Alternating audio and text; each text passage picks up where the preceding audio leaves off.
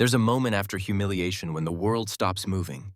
The noise fades, your pulse slows, and all that's left is the echo of what was said, what was done, what was taken from you. It's not the kind of pain that burns. It's the kind that empties. You start questioning everything. Your worth, your identity, your power. But Machiavelli would say that this moment is not your ending. It's your reset. Because humiliation, if understood properly, is the forge where indestructible people are built. The problem is, most never rebuild correctly. They either cling to the image they lost or drown in shame trying to restore it. Machiavelli's way is different.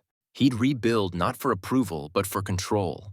Not to prove himself, but to make sure no one could ever have that kind of power over him again. The first step is to strip away illusion. When you're humiliated, what actually collapses is the illusion of control you thought you had, over how people see you, over how life should unfold, over how safe your reputation was. The Machiavellian mind doesn't resist this collapse. It welcomes it, because when the illusion falls apart, you finally see the world as it is, not as you wished it to be. Everyone you thought would stand by you, some vanish, some watch, some enjoy the show. This is painful, yes, but it's also clarity. Machiavelli would say, never rebuild on lies. If your power was built on others' admiration, it was never yours. If it depended on their respect, it was always rented. When you're stripped of all pretense, you're finally standing on real ground. That's where rebuilding begins, not on reputation, but on reality. So you begin with silence. Not defensive silence, not sulking, but calculating silence. Machiavelli understood that after a fall, every word you say is watched for weakness. Every attempt to explain looks like desperation. So you don't explain. You observe. You study the pattern of your defeat. Who spoke? Who stayed quiet? Who used your downfall as their moment to rise? You take notes in your mind like a strategist surveying the battlefield after loss. You'll find that humiliation reveals more truth than success ever will. People show you their hierarchy. Who felt bold enough to mock you? Who felt uneasy seeing you suffer? Who secretly enjoyed it but hid it behind concern? The answers tell you who your real opponents and allies are, not the ones who claimed loyalty, but the ones whose reactions betrayed their nature. But this observation isn't about revenge. Not yet. It's about data. Because before you rebuild, you must understand the architecture of power that collapsed. Machiavelli believed that every downfall contains a map of how power truly moves in your world, where influence lives, where perception shifts, where weakness seeps in. The average person only feels shame after humiliation.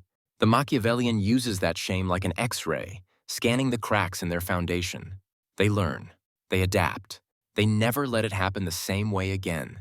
Because humiliation, to the wise, is not punishment, it's exposure. Still, the emotional weight lingers. The mind replays moments of ridicule, the sting of laughter, the silence that followed. Here lies the danger. The instinct to prove yourself, to rush back into action just to show you're still relevant, still strong, still standing. That's the trap. Machiavelli would call that the reactive impulse, the move that makes you predictable, controllable, easy to manipulate. When you move from emotion, your enemy already wins. Instead, he'd say, retreat strategically. Not to hide, but to recenter your will.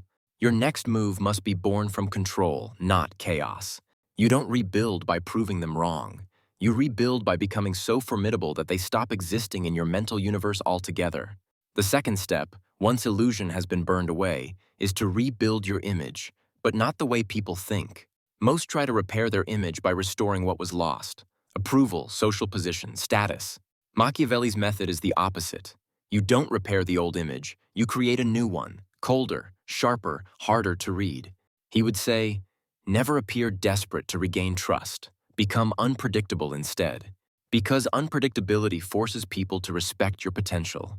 They may not know whether to fear you, admire you, or envy you, but they can no longer dismiss you. And that shift, from dismissal to uncertainty, is power. So how do you construct this new image? Slowly, indirectly. You stop broadcasting your emotions. You stop letting your tone reveal your wounds. You rebuild from invisibility. People expect broken men to shout their pain. They never expect them to grow quiet and observant. And that's what disorients them. When you're silent after humiliation, others start filling in the blanks for you. They project their fears, their guilt, their curiosity. Silence becomes your weapon. They begin to think you're planning something, and the moment people start to think you're planning, you already regain psychological ground. The humiliated man who looks like he's plotting is more respected than the one begging for understanding. Machiavelli knew that power begins in perception. Rebuilding after humiliation isn't about changing what you are. It's about changing how others interpret you. People only see the surface, so you rebuild the surface with precision. The tone of your voice, the calmness in your reactions, the patience in your timing. Each small adjustment is a signal that you've changed shape. You're no longer operating from pride or validation. You're operating from calculation. And even if no one can articulate it, they feel it. The man who has been humiliated but now radiates stillness, that man is dangerous. Because people don't know what he's capable of anymore. But here's what most don't understand about this step. Rebuilding image doesn't mean pretending. Pretending is weak. It means you still need the world to believe your lie. Machiavellian rebuilding means embodying. You don't fake being unaffected, you become unaffected. You don't act calm, you train your mind to detach. That training happens in solitude.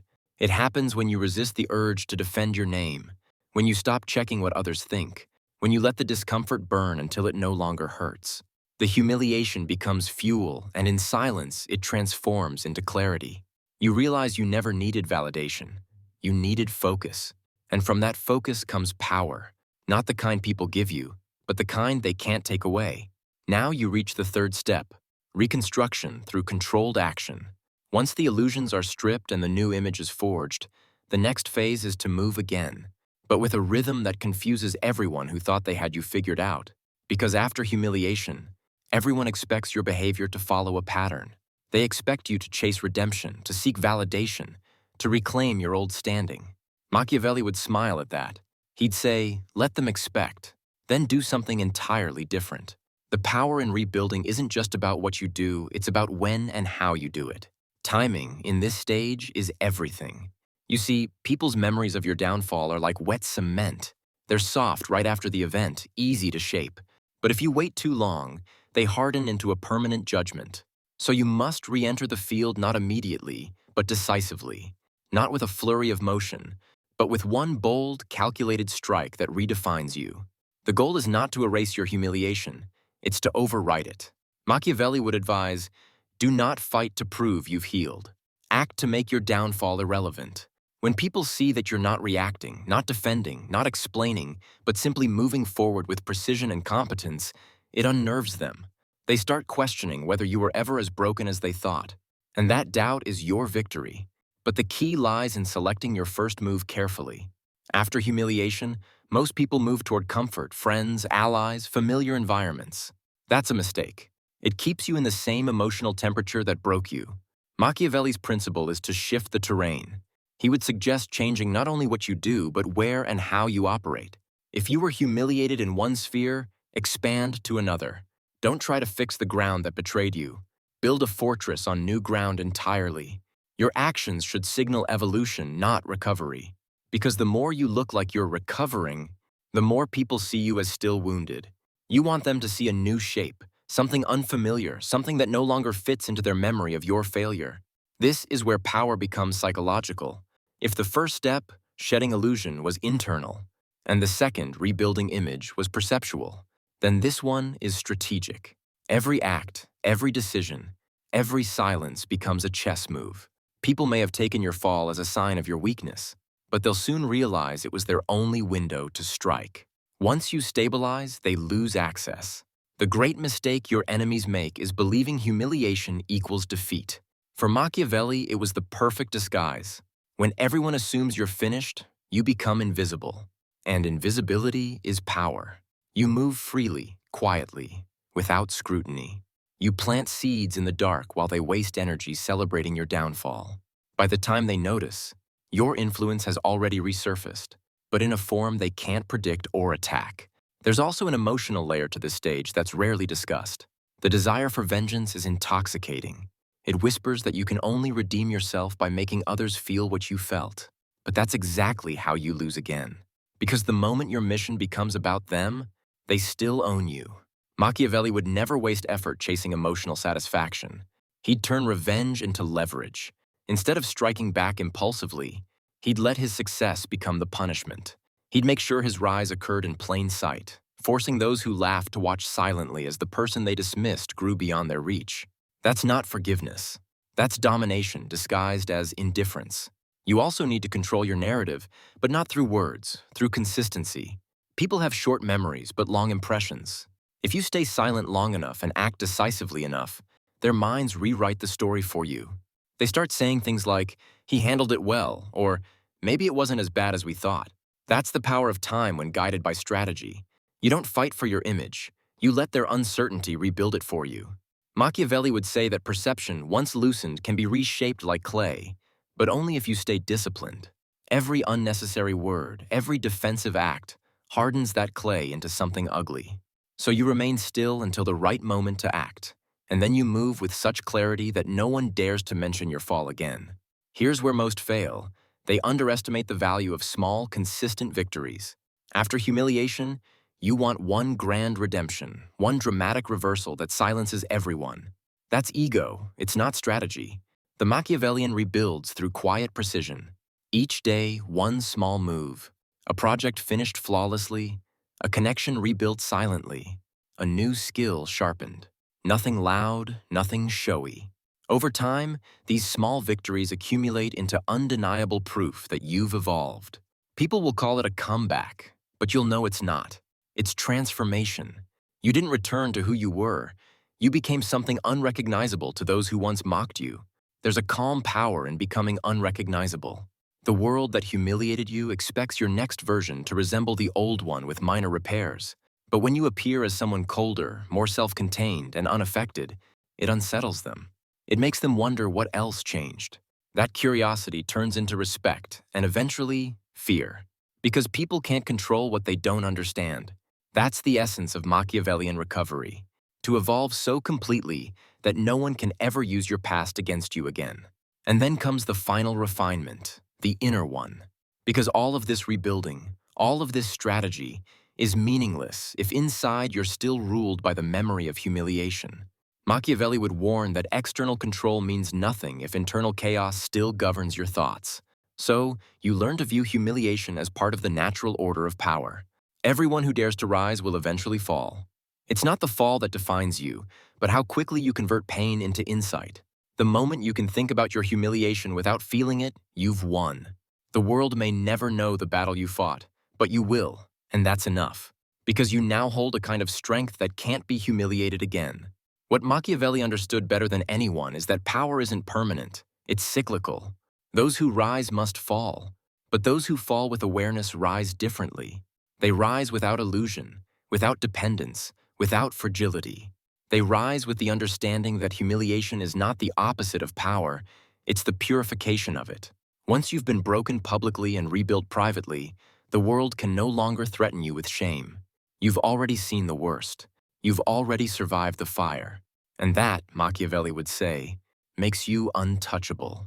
When you've rebuilt yourself from the ashes of humiliation, something strange begins to happen. The same people who once looked at you with pity, disgust, or superiority start looking at you differently. They sense a shift they can't define. You don't react the way you used to. You don't seek approval. You don't even defend yourself anymore. You just exist with a quiet certainty that unsettles them. Machiavelli would call this the aura of recovered power, a kind of invisible pressure you exert simply by being unshaken. People can't quite tell whether you've forgiven, forgotten, or are quietly waiting. And that uncertainty, that tension, becomes your greatest protection. Because when humiliation no longer controls you, it controls them. They start walking carefully around your silence. They start choosing their words. They sense that the person they once underestimated no longer plays by emotional rules. You've detached. And detachment, when authentic, feels like power because it removes the one thing your enemies relied on, your reactivity. They can't predict you anymore. And when people can't predict you, they can't manage you. This is when your energy becomes expensive. People approach you differently. They offer you more respect than before, not out of kindness, but out of fear of misstepping. That's the Machiavellian reward, not revenge, but psychological dominance born from composure. But here's the most critical insight. Rebuilding after total humiliation isn't just about power, it's about purification. Every layer of falsehood you shed, every emotional impulse you master, every weakness you expose and replace with awareness, it all leads to a state of inner sovereignty. Machiavelli never believed in moral perfection. He believed in functional strength. A person who's been humiliated and rebuilt themselves correctly no longer seeks justice from others. They become their own justice. They don't demand fairness because they've learned the world isn't built on fairness, it's built on leverage. And leverage, unlike sympathy, lasts. At this stage, you have to be careful not to fall into a new illusion, the illusion of control over everything. It's seductive. You've rebuilt your power, regained your calm, and suddenly you start to believe that nothing can touch you again. That's when arrogance creeps back in. Machiavelli would warn that power attracts opposition by nature. The stronger your aura, the more it invites subtle resistance. The goal isn't to become untouchable, it's to become adaptable.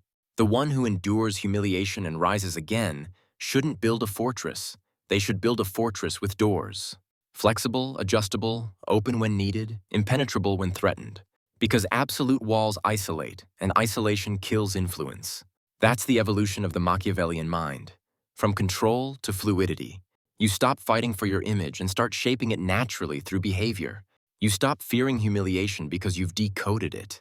You realize that humiliation is simply the collapse of the ego story. And the ego story was never the truth anyway. What you are beneath that story is what survives. And that's the part that can't be humiliated again, because it no longer identifies with illusion. When you reach that point, you operate differently. You no longer talk about proving yourself. You no longer seek closure. You simply act, adapt, move. Every step you take carries the weight of your silence and the clarity of your self-control. There's also an irony here. Once you rebuild with this mindset, life gives you opportunities that were never available before the fall. Because humility after humiliation isn't weakness, it's wisdom. You begin to understand people better.